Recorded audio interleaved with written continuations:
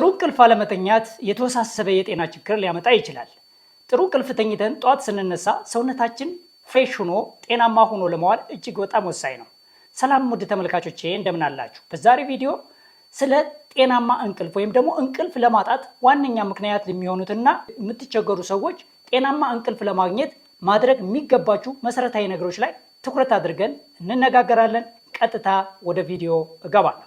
እንቅልፍ 5 ደረጃዎችን የሚያልፍ ነው። የመጀመሪያው ደረጃ ቀላል እንቅልፍ የምንለው ወይም ደግሞ ላይት ስሊፕ የምንለው ነው። ይህ ቀላል እንቅልፍ የምንለው ሰዎች ከንቃት ወደ እንቅልፍ የሚገቡበት ሲሆን ይህ አጠቃላይ 90 ደቂቃ ያህል ሊሸፍን የሚችል በዚህ ወቅት ማንኛውም ሰው ቢቀሰቀስ ሊነቃበት የሚችል ደረጃ ነው። ይሄ ላይት ስሊፕ የምንለው ይሆናል ማለት ነው።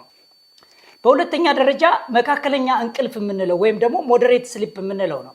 ይህም 90 ደቂቃ ያህል ሊሸፍን የሚችል ሲሆን ከቀላል እንቅልፍ ወደ መካከለኛ የምንሸጋገርበት ነው። በዚህ የእንቅልፍ ደረጃ ላይ የሰውነት ሙቀት ይቀንሳል፣ የልብ ምት ይቀንሳል፣ የአይን እንቅስቃሴ ይቀንሳል፣ እንዲሁም ደግሞ የአንጎል ሞገዶች የሚቀዘቀዙበት ሁኔታ ነው። ይሄ ደረጃ 2 የምንለው ይሆናል። ደረጃ 3 ደግሞ ጥልቅ እንቅልፍ ወይም ደግሞ ዲፕ ስሊፕ የምንለው ነው። የደም ግፊት ይቀንሳል፣ ያተነፋፈስ በጣም እየተረጋጋ ይመጣል። በዚህ ደረጃ ያለን ሰው ለመቀስቀስ በጣም አስቸጋሪ ነው የሚሆነው። ስለዚህ ይሄ ደረጃ 3 የምንለው ደግሞ የበለጠ ሰውነታችንን እንዲጠገን ለማድረግ በሽታ የመከላከል አቅምን ለማጠናከር የሚረዳና በጣም ወሳኝ ይሆናል ማለት ነው። ደረጃ 4 ደግሞ በጣም ጥልቅ እንቅልፍ የምንለው ነው። በዚህ ውስጥም እንዲሁ በተመሳሳይ ሁኔታ የአንጎላችን ሞገድ ወይም ደግሞ ዌቡ በጣም እየቀነሰ የሚሄድበት ሁኔታ። እንግዲህ በዚህ ውስጥ አንዳንድ ጊዜ የቅዠት ወይም ደግሞ ስሊፕ ዎኪንግ በእንቅልፍ የመሄድ ነገሮች የሚከሰቱት በዚህ ደረጃ ነው። የአምስተኛው ደረጃ ደግሞ ህልም የሚታይበት እንቅልፍ ወይም ደግሞ ሪም ስሊፕ የምንለው ነው። በዚህ ወቅት የአንጎል እንቅስቃሴ ወደ ንቃት የሚሄድበት ደረጃ ነው። የልብ ምት ይጨምራል። በዚህ ውስጥ ነው እንግዲህ ብዙ ሰዎች ህልም ወይም ድሪም የሚያዩት። እንቅልፍ እንግዲህ እነዚህን እያንዳንዱን እንኳን 90 ደቂቃ ብንሰጣቸው አንድ ሰው በሚኒመም 7.5 ወይም ደግሞ 7 ተኩል ያህል ሰዓት መተኛት አለበት ማለት ነው። በአቨሬጅ እንግዲህ ከ7 እስከ 9 ሰዓት አንድ ሰው ጤናማ እንቅልፍ ማግኘት ይኖርበታል። በመቀጠል የእንቅልፍ ጤና ጥቅሞች ምንድን ነው? እንግዲህ እንቅልፍ ለአእምሮ ጤና በጣም ወሳኝ ነው። በሽታ የመከላከል አቅማችን ለማጠናከር፣ የልብ ጤንነትን ይጠብቃል። የሰውነት ክብደትን ለመቆጣጠር፣ አንድ ሰዎች እንቅልፍ ሲያጡ የሰውነት ክብደታቸው ይጨምራል። የተረጋጋ ስሜት እንዲኖር ያደርጋል። እንቅልፍ ማጣት ለብስጭት፣ ለድብርት ሊያጋልጥ የሚችልበት ሁኔታ አለ። ማህበራዊ ግንኙነትን ያሻሽላል። ጥሩ እንቅልፍ የወሰደው ሰው እንግዲህ ከሰዎች ጋር ያለው ግንኙነት ሁሉ ጤናማ ነው የሚሆነው። የሰዎችን ስሜት የመረዳት አቅሙ በጣም የተሻሻለ ይሆናል። በተጨማሪ ደግሞ የፈጠራ ችሎታንም ያሻሽላል። ስለዚህ እንቅልፍ በጣም በርካታ ጠቀሜታዎች አሉት ማለት ነው። በተጨማሪ ቆዳችን ለማደስ ጥሩ እንቅልፍ ተኝቶ የሚያደርሰው ፊቱ ምን እንደሚመስል ይታወቃል። የውስጥ ችግሮችን ለማሻሻል፣ የስኳር መጠንን ለማሻሻል፣ የደም ግፊትን ለማሻሻል እንቅልፍ በጣም ወሳኝ ነው።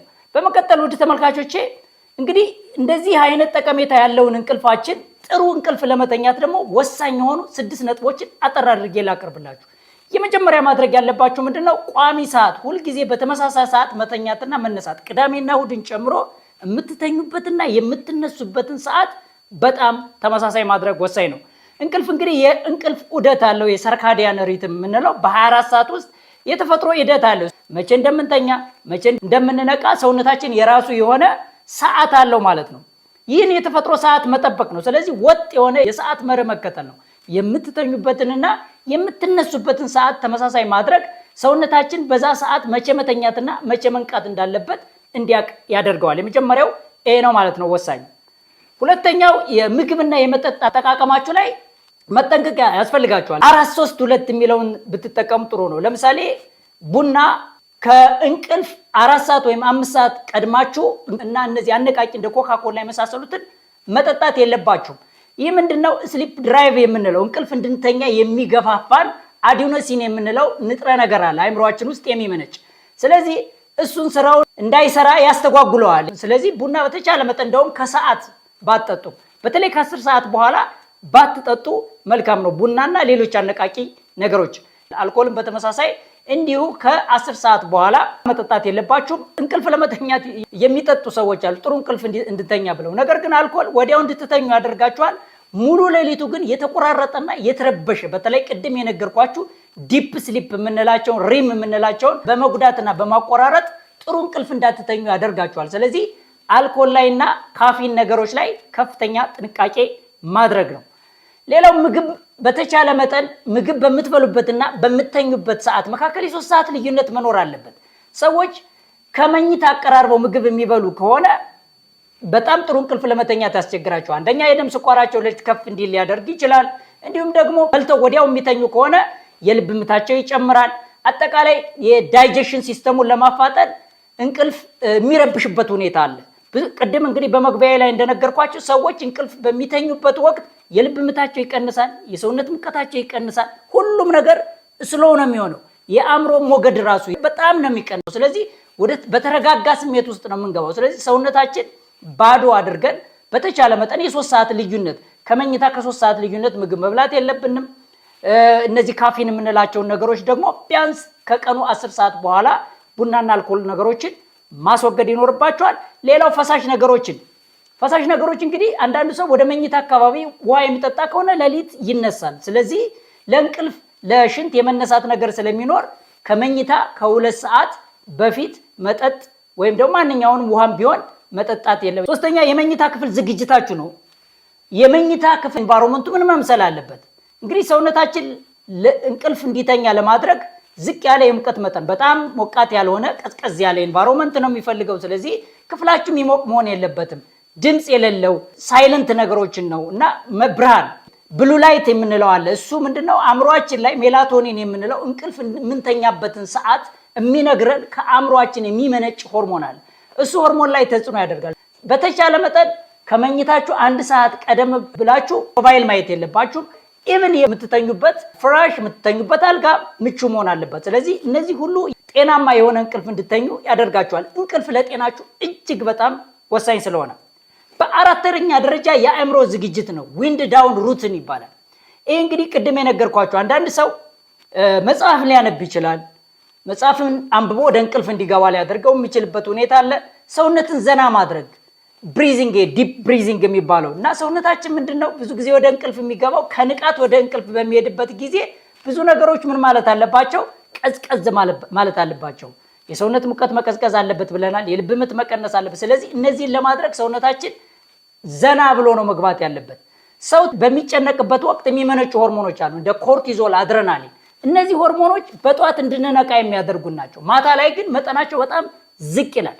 በማታ ላይ መመንጨት ያለባቸው ነገሮች ቅድም ነግሬያቸዋለሁ እንደ ሜላቶኒን እና አዲኖሲን የምንላቸው ነው። ስለዚህ ሰውነታችን ዘና ብሎ ቀስ ብሎ ነው ወደ እንቅልፍ ውስጥ መግባት ያለበት። ስለዚህ ብሪዚንግ ኤክሰርሳይዝ መስራት፣ ስትሬቺንግ ኤክሰርሳይዝ አይነት አድርጎ ሰውነታችን ዘና ሊያደርግ የሚችል ነገር ማድረግ፣ ራሳችሁን ደግሞ ከዲጂታል ከሞባይል ከምናምን ማራቅ ካስፈለገ መጽሐፍ ማንበብ የተወሰነ ታይም ሊረዳችሁ ይችላል። በአምስተኛ ደረጃ በቀን ደግሞ ማድረግ የሚገባችሁ ነገሮች አሉ። አንዳንድ ሰው ረጅም የቀን እንቅልፍ ወይም ናፕ ይወስዳል። የቀን እንቅልፍ የለመዳችሁ ሰዎች ከ30 ደቂቃ በላይ መተኛት የለባችሁም። በቀን ረጅም ሰዓት የምትተኙ ከሆነ የማታውን እንቅልፍ በጣም ይረብሻል። ስለዚህ ናፕ ከ20 ከ30 ደቂቃ በላይ ማድረግ የለባችሁም። የአካል ብቃት እንቅስቃሴ ደግሞ በጣም ወሳኝ ነው። የሰውነት እንቅስቃሴ በምታደርጉበት ወቅት አንደኛ ስትረስ ይቀንሳል። ቅድም ነግሬያችኋለሁ። ስትረስ ሆርሞን የምንላቸው እንደ ኮርቲዞል እና አድሬናሊን እንቅልፍ እንድትተኙ የሚከለክሉ ሲሆን ጠዋት እንድትነቁ የሚረዳችሁ ሆርሞኖች ናቸው። እነዚህ ሆርሞኖች ማታ ላይ በጣም ይቀንሳሉ። ጠዋት ልትነቁ ስትል ደግሞ ከፍ ይላሉ። እንድትነቁ ነው የሚያደርጓችሁ ማለት ነው። ስለዚህ ሰውነታችሁ ዘና እንዲል የስትረስ ሆርሞኖች መኖር የለባቸውም። በዚህ በኩልም የአካል ብቃት እንቅስቃሴ በጣም ወሳኝ ነው። የአካል ብቃት እንቅስቃሴ ሌላው ደግሞ ስሊፕ ድራይቭ የምንለውን ይጨምራል። ቅድም አዲኖሲን የምንለው ንጥረ ነገር እንድንተኛ የሚገፋፋን ነገር በአእምሯችን ውስጥ እንዲመነጭ በማድረግ የአካል ብቃት እንቅስቃሴ ወሳኝ ነው። ሌላው የፀሐይ ብርሃን ጠዋት ማግኘት ከ10 እስከ 15 ደቂቃ ጠዋት ላይ የፀሐይ ብርሃን ማግኘት አንደኛ ቫይታሚን ዲ ሰውነታችሁ ውስጥ እንዲመረት በማድረግ ትልቅ እገዛ አለው። ቫይታሚን ዲ እጥረት እንቅልፋችሁ እንዲረበሽ ያደርጋል። የፀሐይ ብርሃን በጠዋት ማግኘት ማታ ላይ ሜላቶኒን እንዲመነጭም ሰዓቱን የሚያመቻችልን ወሳኝ ነው። ስለዚህ በቀን ደግሞ እነዚህ ነገሮችን ማድረግ ጤናማ እንቅልፍ እንድትተኙ ያደርጋቸዋል ማለት ነው። የመጨረሻው ሐሳብን በጊዜ መጨረስ። ሰዎች በሐሳብ የሚገቡ ከሆነ አእምሯቸው ሊተኛ አይችልም። እኛ የምንተኛው አእምሯችን ሲተኛ ነው። ቅድም ነግሬያችኋለሁ። የአእምሮ ሞገድ በጣም ዝቅ የሚልበት ወቅት ነው እንቅልፍ የሚወስድን። ስለዚህ ሐሳብ ካላችሁ ነገ ሰራዋለሁ ብላችሁ ማስታወሻ ላይ ጽፋችሁ ለነገ ማስተላለፍ ነው እንጂ ለአእምሮ አሳይመንት ሰጥቶ መተኛት አእምሮ እንዲጨነቅ እንዲያንሰላስልና እንቅልፍ እንዳንተኛ ያደርጋል። እንቅልፍ እጅግ በጣም ወሳኝ ነው ለጤንነታችን። ሰውነታችን ሪፔር የሚያደርገው የማስታወስ ችሎታችን፣ ከሰዎች ጋር ያለን ግንኙነት አጠቃላይ የሚጠብቅልን እንግዲህ እንቅልፍ ነው። በተጨማሪ አንዳንድ የቫይታሚን ዲ እጥረቶች፣ የቫይታሚን ቢ፣ የማግኒዥየም እና ሜላቶኒን እነዚህ አይነት ችግሮች ካሉ ደግሞ እነዚህን ማስተካከል በጣም ወሳኝ ይሆናል ማለት ነው። ይህን ሁሉ አድርጋችሁ እንቅልፍ ካልተኛችሁ ወደ ሕክምና ተቋማት ብትሄዱ መልካም ነው። የዛሬም በዚህ ያበቃው። በቀጣይ በሌላ ቪዲዮ እስክንገናኝ ሰላምና ጤና ከእናንተ ጋር ይሁን።